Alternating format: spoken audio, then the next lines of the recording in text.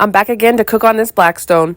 And tonight is going to be steak and potatoes. And let me preface with this, I am no meat expert, I'm no steak expert. I bet a lot of y'all are, so don't get mad about nothing I do because I'm not here to teach nobody. I'm just out here with the camera.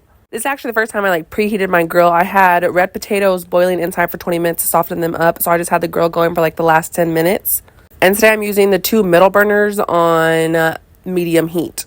I picked up 2 steaks from Aldi. I just went literally based off eyeball. I don't know nothing about no meat, don't know any specialties, shape, sizes, none of that. But for 2 steaks of that size, it was a total of $13.33. That's probably somebody's angel number. Now, with this grill, I've been using the life out of this Chef Chamois butter. So when I laid some down for the steaks and some down for the potatoes. And I zoomed in over here because I didn't realize I wasn't thinking when I was seasoning these steaks. I should have done it on the other side to let y'all see. But your girl is just kind of trying to be in the moment to focus on these things because I'm still learning this guy. So again, steak experts, I definitely could have seasoned this before I put them on the grill, but then I just seasoned one side versus the other and then came back to it to season the back side.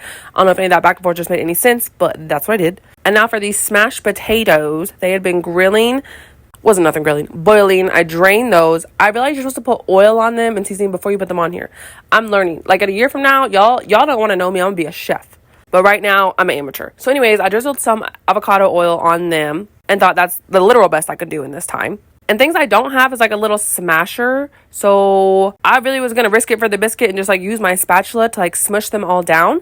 And all I could think of, the worst case that happens is my hand's going to slip and I'm going to burn my hand. And that literally would be the worst. But 20 minutes was just enough because I didn't even check these potatoes. They could have been hard as rocks. And I was out here about to smash them down, hopefully. But they all were done very nicely. And it should have been 10 potatoes. But when I was draining the water, one went down the sink. This feels chaotic. I'm a little bit chaotic. Definitely a lot bit crazy, but I'm just saying it was 9 potatoes instead of 10 because the one's currently not my sink. I also seasoned the potatoes with the exact same thing I did for the steak, which was pepper and Longhorn grill seasoning.